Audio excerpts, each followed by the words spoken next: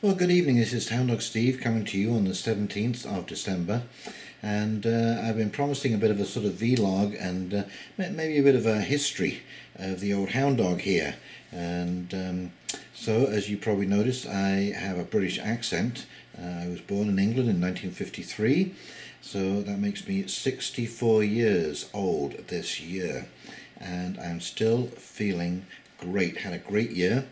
Anyway, so I was raised in England, spent most of my schooling in England. And there you go, there's some early photographs of a young hound dog. I must have been between 5 and 7 years old in those photographs. I left school at the age of 16 and joined my first tanker. And of course, I came across these. This is one of my old photographs on the SS British Confidence, and this is me right here. I would have been 17 years old in that picture. Oh my goodness, 17 years old. It's hard to imagine that, when I look at my kids at the age of 16, 17, wow. And of course, these are the sort of places we used to visit on BP Tanker. This is Libya, North Africa, and there's literally those tanks in the middle of the desert, a jetty, and the water here was about 150 feet deep, and it was so clear you could actually see shells on the bottom of the sea. I served my apprenticeship as a marine mechanic with BP Tanker Company, and wow, that is a whole chapter in my life. 4 years basically being on board ship and coming back to go to do school segments of training, and that was my first taste of real travel around the world, and saw many sights, and I think I will do a video just on those years that I spent at sea. So after I finished my time on tankers there and got my mechanic's license, strangely enough, I didn't want to go back to sea again. I didn't like going away from home for all that time, and boy oh boy, it was a pretty, what can I say, well, you saw the kind of ports you pull into. This is not a luxury liner.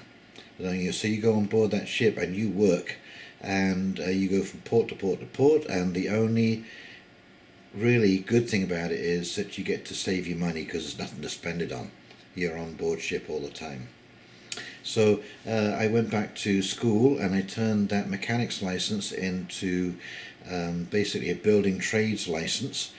So I supplemented some of my skills, and so I had a pretty good skill set to go out there and do all kinds of work. Still maintain that skill set, by the way. Anyway, so after that I decided to set off overland. Excuse me, getting comfortable here. I decided to set off overland to Australia, and so I bought myself a Volkswagen van and set off to Australia. That was about a 6-month trip. I ran out of money in Istanbul, and I hightailed it back to Amsterdam and met up with a bunch of friends who had basically just gone over for, to party. Basically, Amsterdam is a big party town. So I met up with all my buddies, and I lived in Amsterdam, lived and worked for 2 years. Another incredible adventure. Some of the jobs that I had using my van for transportation and that kind of stuff. I also worked in a button exporter, and I also drove for Hertz.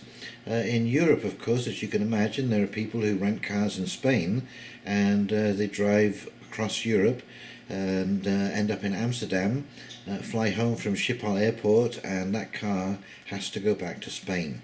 So they employed people like me to drive those cars backwards and forwards all over Europe to their original destination. So from there I came over to Canada, and I spent the last 37 years in Canada. In 1979 I arrived in Canada, and man, do I love this country. Oh my God, it is, I think, one of the most beautiful countries in the whole world. It has every kind of landscape and vista that you can think of, from the serene to the rugged and everything in between. And where I live, actually, in Bobcaygeon, is in a very special area called the Land Between.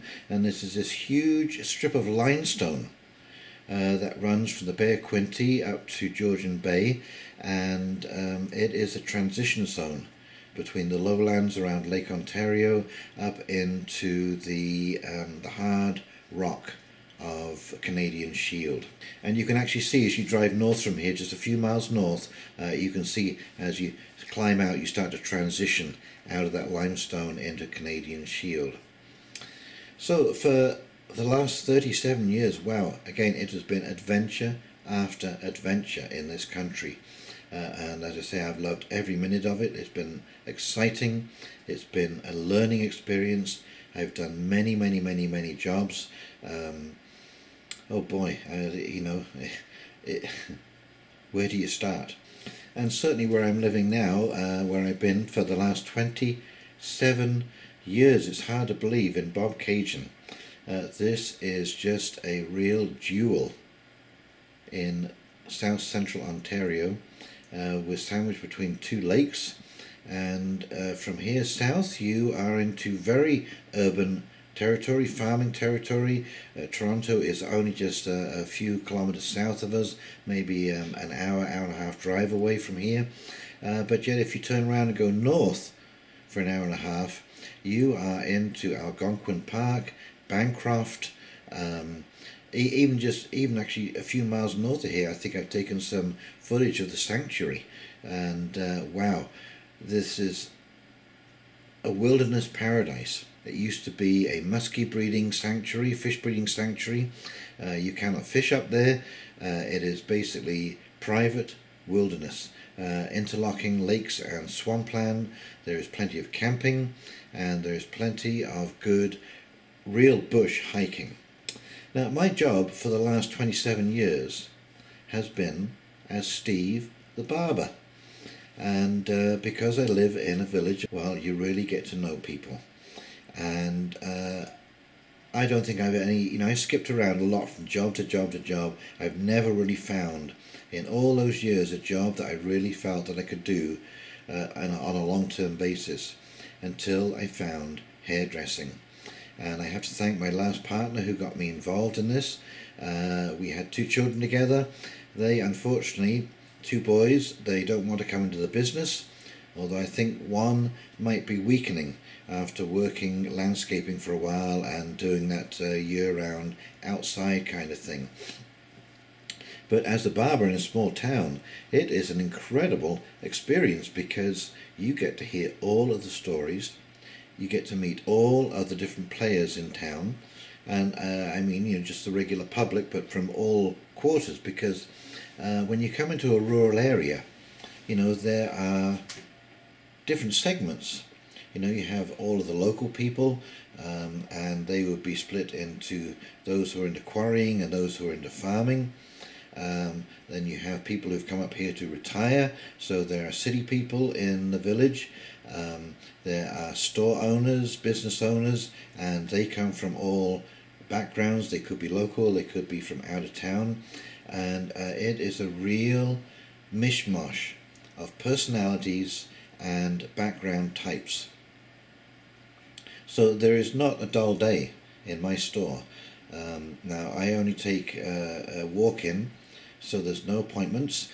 So basically when I go in on Tuesday morning, I have absolutely no idea who is going to walk through the door.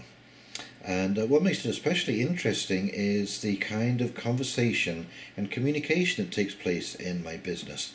I have employers coming in looking for employees. I have people who are looking for employment. I have retirees who have reached the pinnacle of their careers as CEOs and VPs and management, and I have people who worked on the factory line. I have farmers coming in, quarrymen coming in, doctors, police officers, firemen.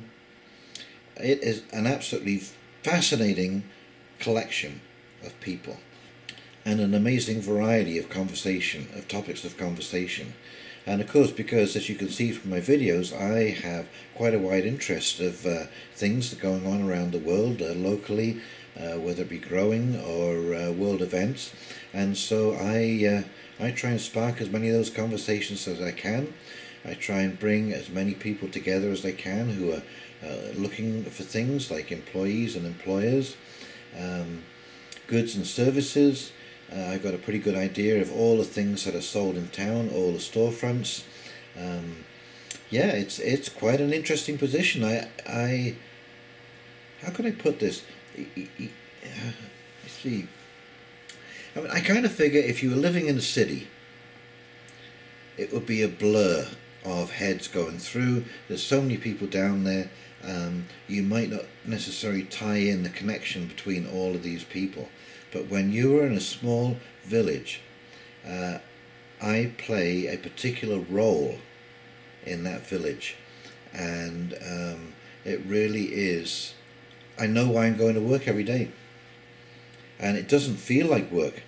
For 27 years, I've got up, gone down to that store and cut hair. And it's as fresh and as exciting now as it was when I first opened that store. Anyway, it's kind of nice to feel that you are wanted, that you are needed, that you provide a useful service in town.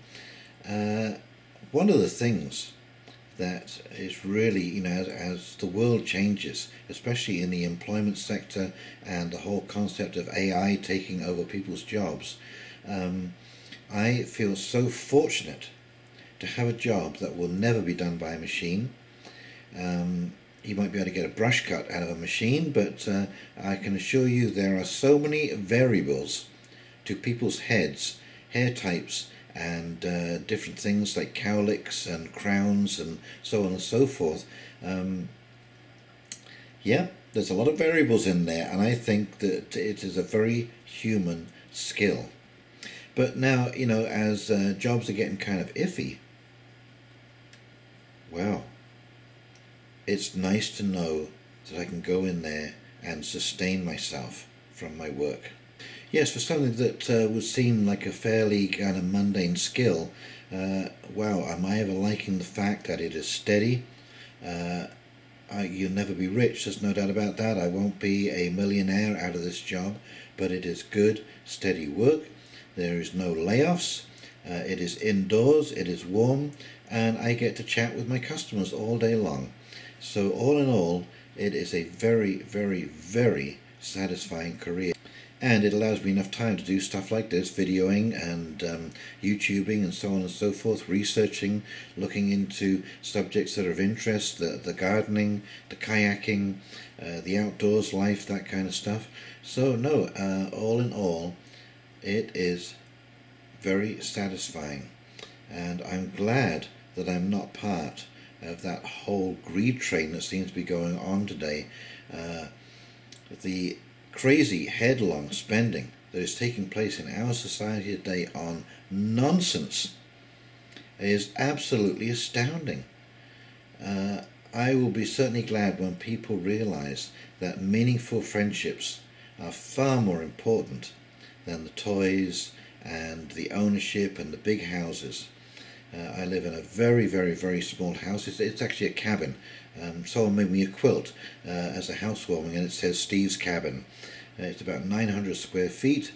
I'm heating with wood, and again, it's very low to the ground. The expenses are very affordable, which is good.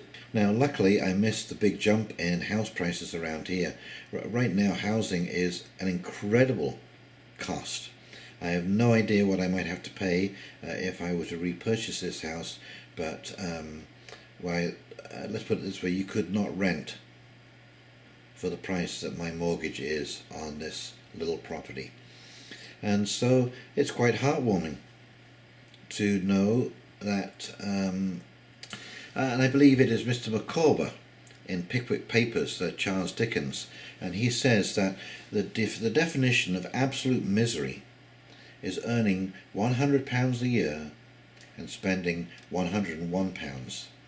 And the definition of absolute happiness and bliss is earning £100 a year and spending 99.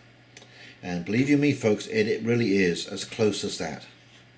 You know, if you are $1 short at the end of the month, it's a painful experience. And if you're $1 over, you know what? It is joy and bliss. So I've been in this little house now for about 10 years. I bought it after I broke up with my previous partner, who we started the barbershop with. She has now disappeared out of this area completely. And yeah, I've been sort of in the dating field. I've been going on Plenty of Fish, and but you know, I don't know, when you talk about politics and getting your hands dirty in the garden, doesn't always go over so well. So anyway, we're still picking away on Plenty of Fish, and it's certainly great to have companionship to go out with for dinner or something, but still haven't quite met that special someone to share the bounty of my garden with. So we're still looking in that department, but other than that, things are very enjoyable. I know when we look around the world, it seems like there is turmoil all over the place, but I see this as a transition time. We are changing. I was listening to the Cross Country Checkup. It's the call-in show on CBC, and they were asking about fake news and where you get your news from. And the internet has been such a game changer. I don't think we quite realize just how much the internet has changed our lives. And I was thinking just the other day that even if you were to go back 10 years and start talking about some of the things that we take as commonplace today, like Bitcoin, like blockchain, like the internet, people wouldn't know what you're talking about. Some of the words, the tweets, the Twitters, the Snapchat, Flickr, and all of these different things, no, it would be hard to explain how we've come this far in the last 10 years. And the thing that's probably disappointing me the most is the arguing, this bickering backwards and forwards. And I'm hoping that as we move forward into 2018, 19, 2020, that we can start learning to live with each other. You know, one of the things the internet has done has not only revealed our strengths but our weaknesses, and that's another thing that you learn when living in a small town. You know, for example, you know, when I went through my separation from my former partner, everyone in the town knew what was going on, and initially I got to admit there was some embarrassment at people knowing my personal business, my personal life, my personal failings and failures in life, because it's a difficult thing when you go through a separation. And of course lots of people asked what was going on, how we were making out, and so on and so forth. And I realized that they weren't asking so much to be nosy, but there was genuine concern. And I think we have to get to that point in the whole of the world where we can look at each other with genuine concern and care for each other. Certainly there are people from all kinds of backgrounds in this village, and by and large we all get along, we all hash stuff out. There are conversations in the barbershops and coffee shops and restaurants, and one way or another we seem to come up with the best decisions that we can for all concerned. So going forward, I would hope that we could all take a bit of a step back and you know, try and moderate our language, try to put ourselves in the other person's shoes. I guess that's what I'm trying to say. Try and understand and feel, get that empathy going. You know, we all don't like to be in a tough spot behind the 8 ball, alone, in any kind of difficulty. And that is a potential for all of us. And that, of course, has become magnified in today's very quickly changing world. And so we are going to have tolerance for each other. We're going to have empathy and sympathy and understanding, because if we don't, it is not going to work. So maybe at this time of year we could all think about how we can get along better together, how we can be more tolerant of each other, other people's ideas. Because what I see is happening right now is through the internet and the diversity of ideas that are now coming forward, the access we have to new ideas, to new ways of doing things, is basically taking away from the dominance that the state and the church had over all information. You don't have to go back so very many years, back into the 50s and 60s. Where were you getting your information from? There really wasn't any independent radio.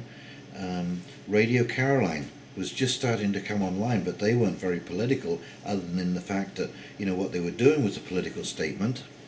Yes, they were making a political statement because they were broadcasting in international waters, and it was essentially illegal because the BBC had the monopoly on the radio, and that was a government radio service and a government television service.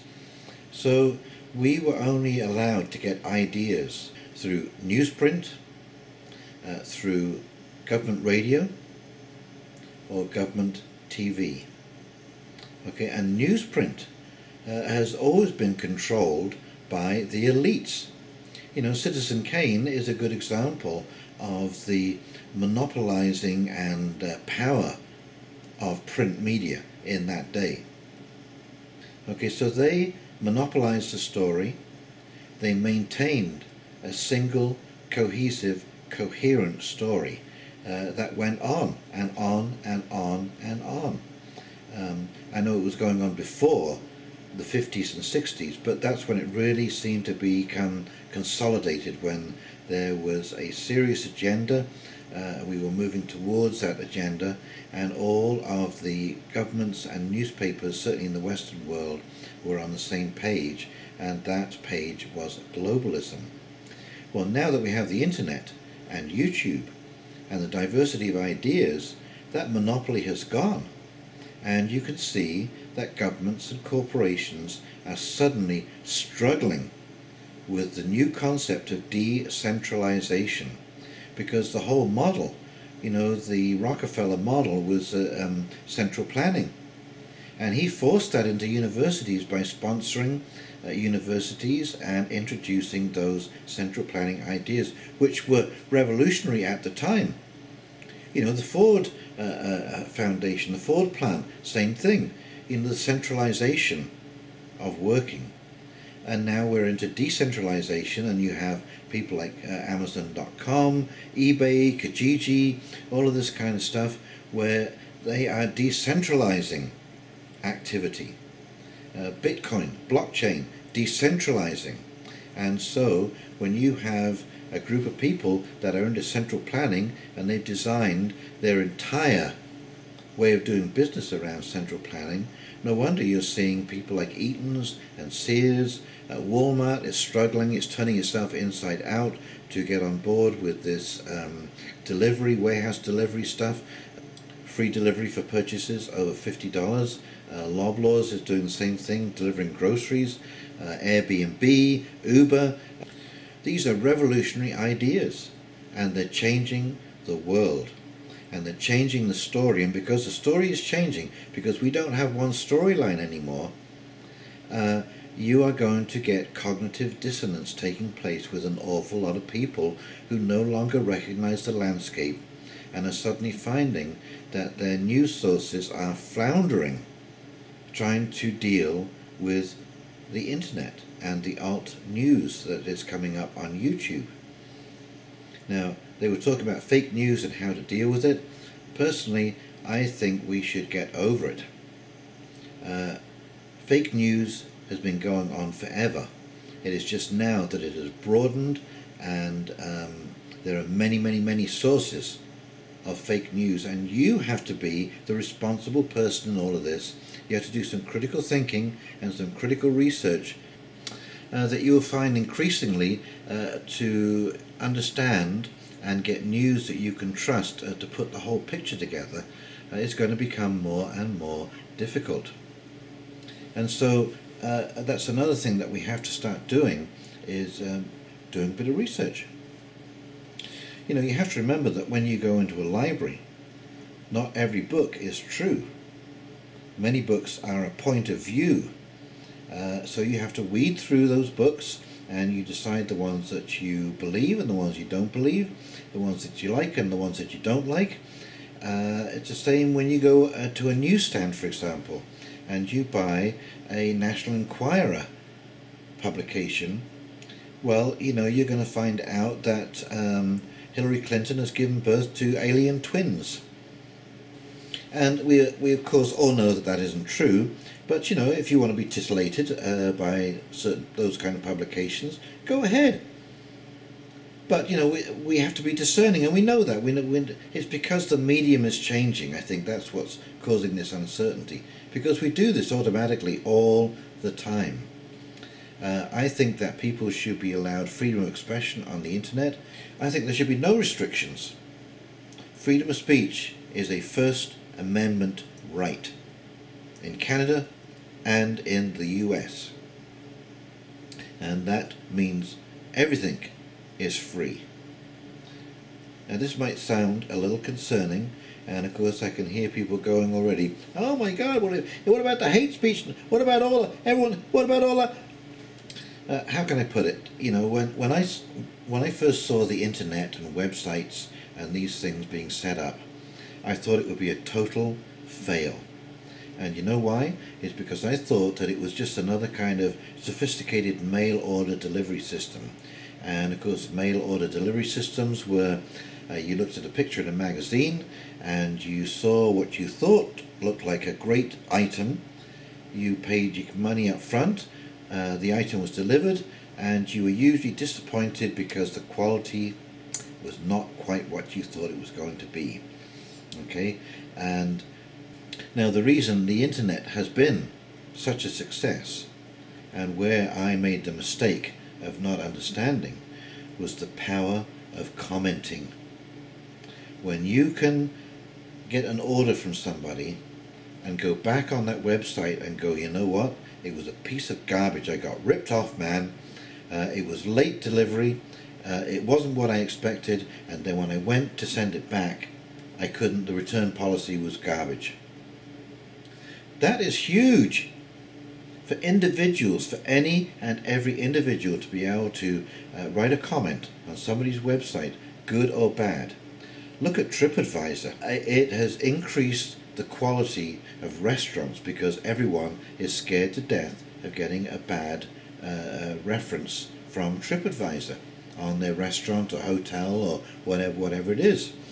And so this is powerful stuff, man. This is a game changer, and it has changed the game.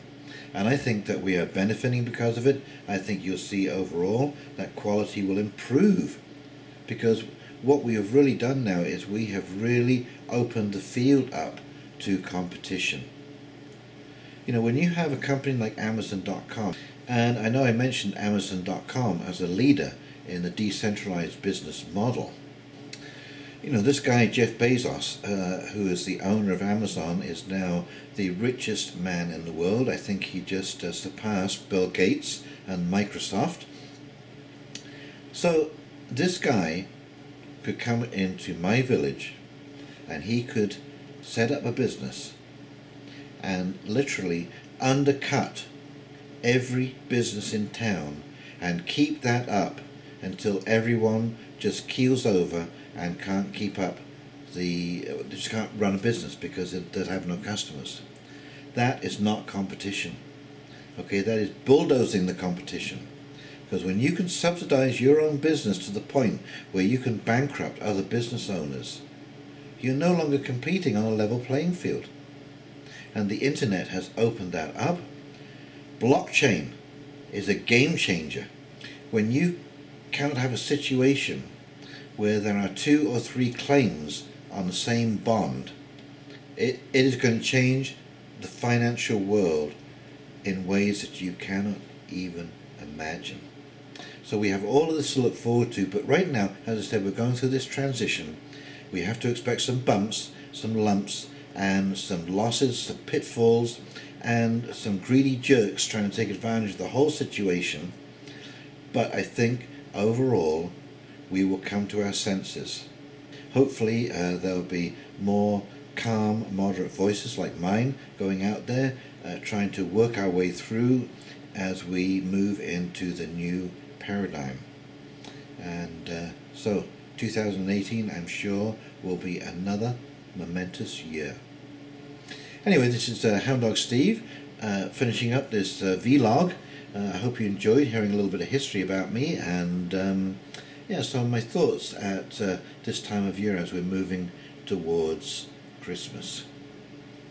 Okie dokie. Well, thank you very much for watching, and we're creeping up above 2,100 subscribers, which I'm very, very pleased about, and thank you all for joining this conversation. I'm noticing more and more comments, which is also a joy to see, and so just to finish up, I am going to leave a video link down below called The Empathic Civilization.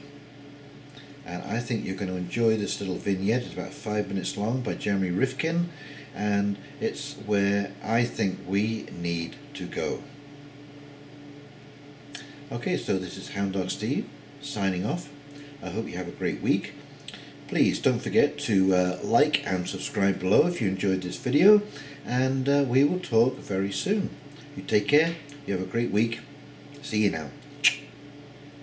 Bye.